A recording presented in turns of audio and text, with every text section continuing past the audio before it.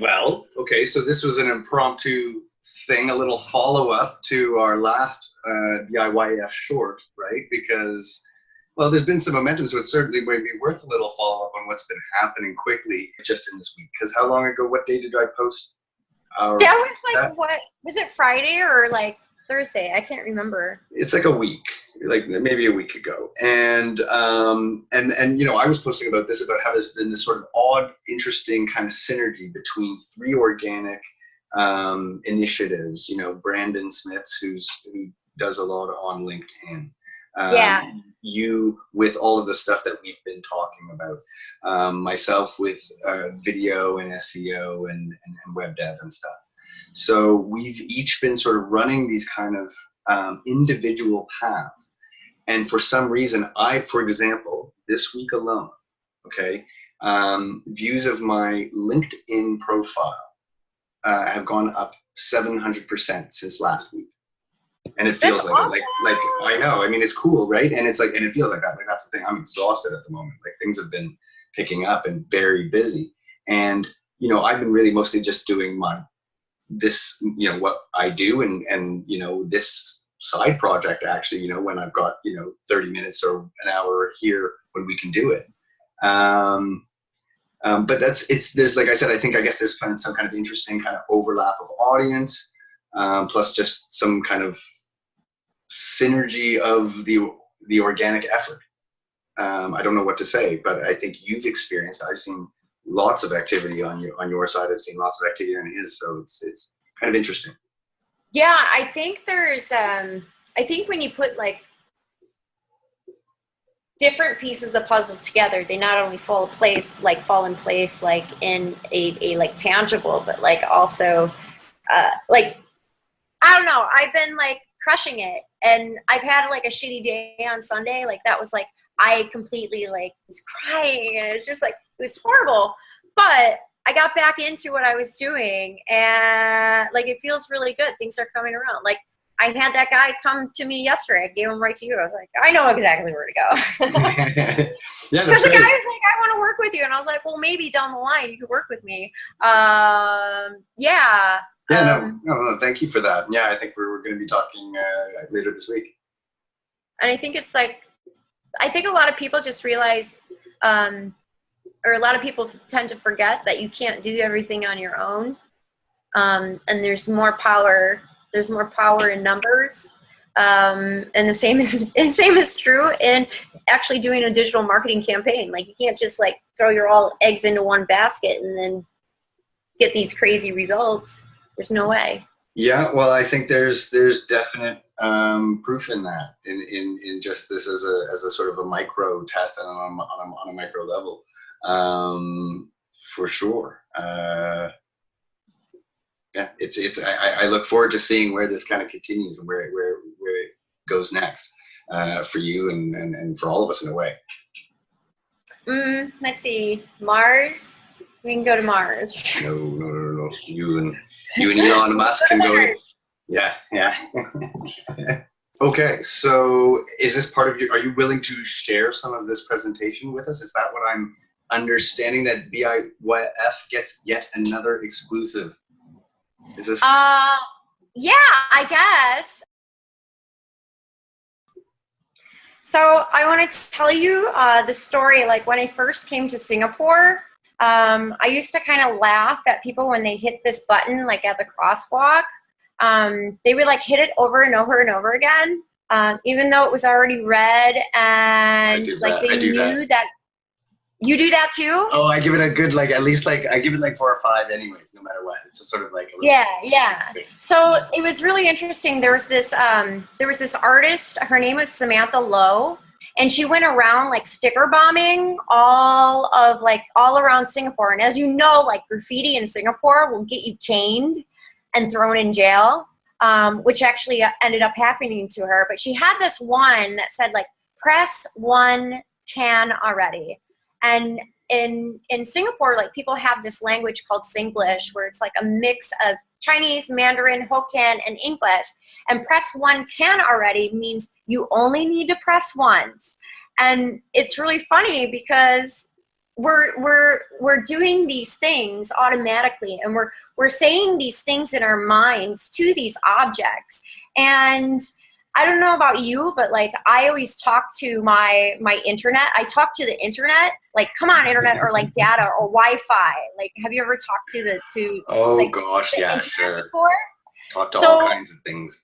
yeah, dude. So like, what is happening for us is we're actually having an emotional reaction to physical objects, and we still talk to things like they are human, and we actually still talk to chatbots.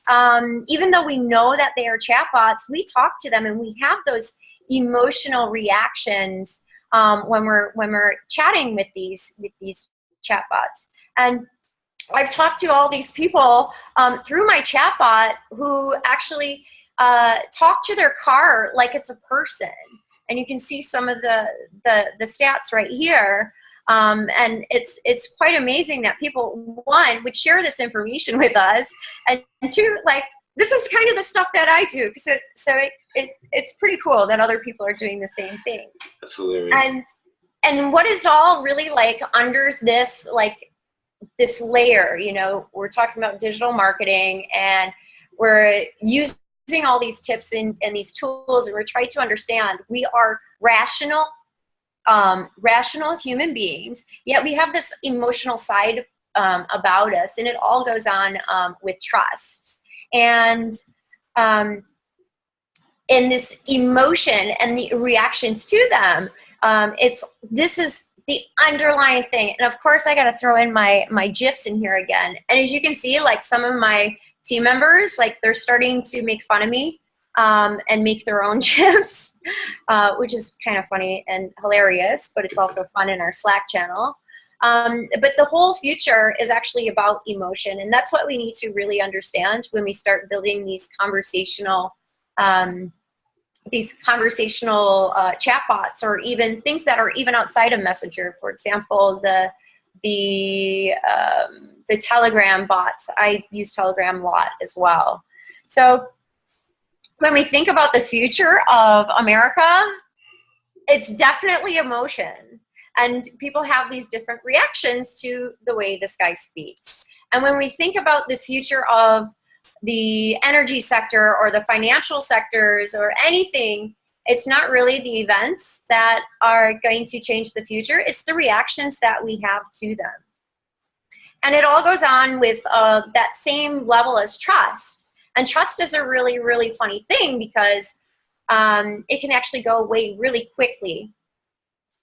And so I want to tell you this project that I'm actually working on. It's with OctoNation, and they're a nonprofit. And the founder reached out to me. He's like, Casie, I have a problem. My community is like pissed off at me. And I was like, what's up, dude?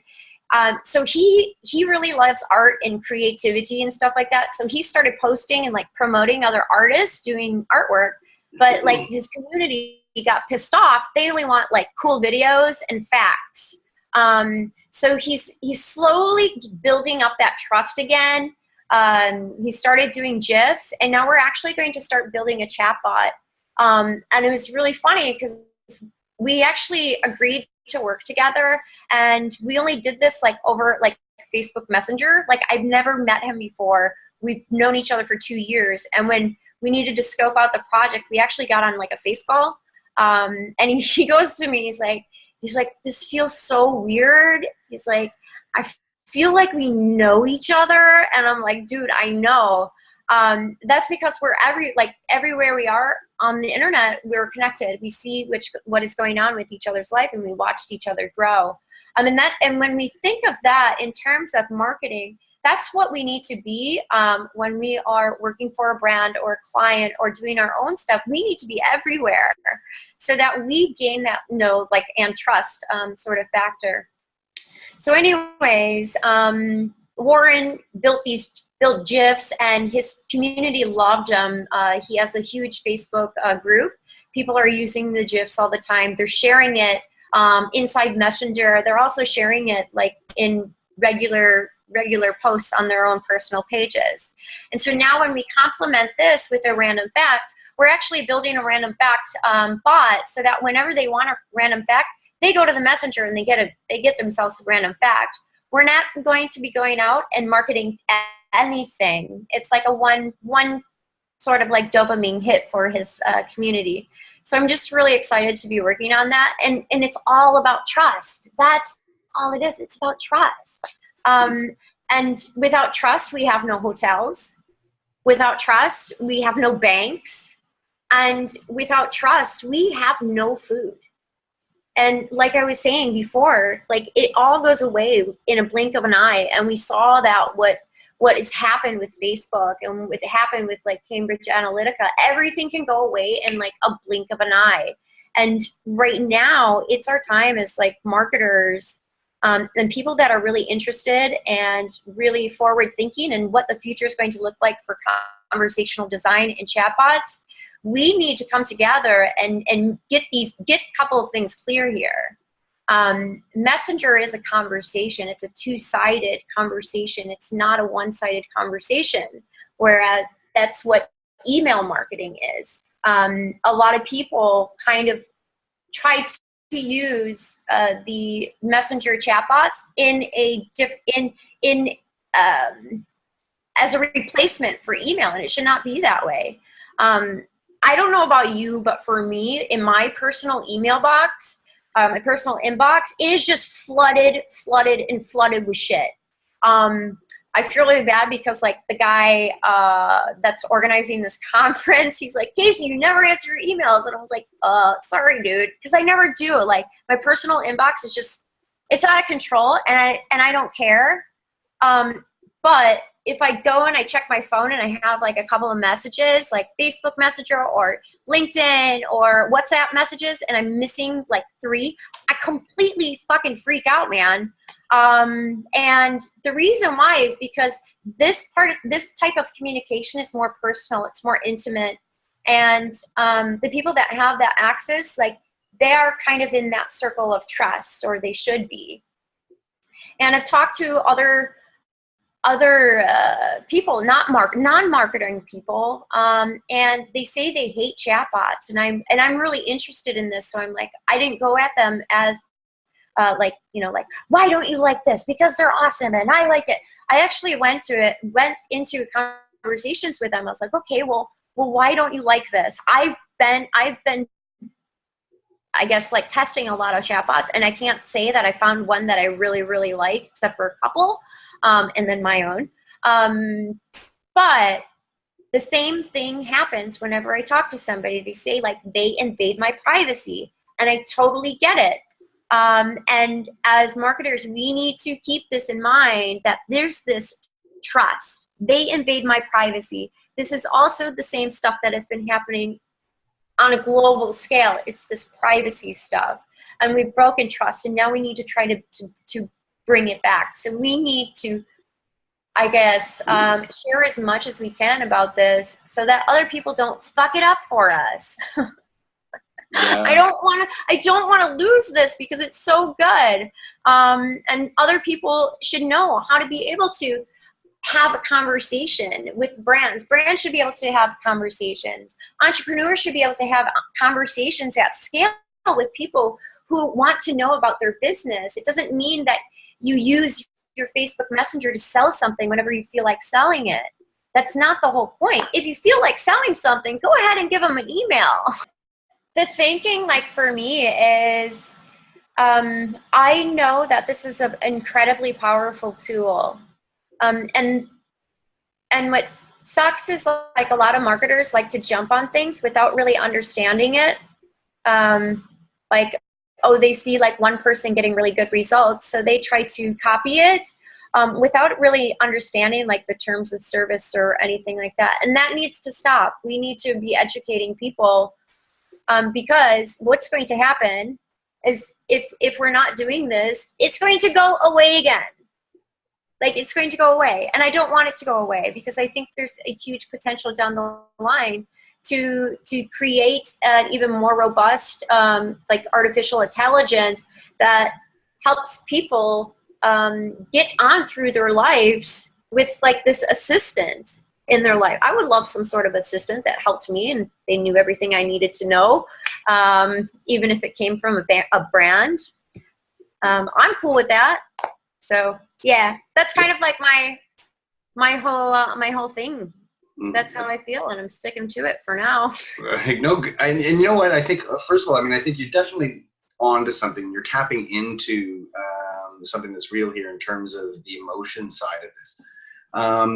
And you raise some points about, you know, like what we need to be educating people about, what we need to be aware about here. I mean, I think the thing, it's funny, like that what people maybe are afraid of, what we're talking about, in a way is exactly what is understanding what that artificial intelligence is, how it works, what it's going to be used for. I think, in fact, you know, what is probably at the root of what everybody's fear is, in a way, is that if you really think about it, on some level, perhaps, you know, if, you know, that the AI at some point is probably going to be better than you and I at gaming us.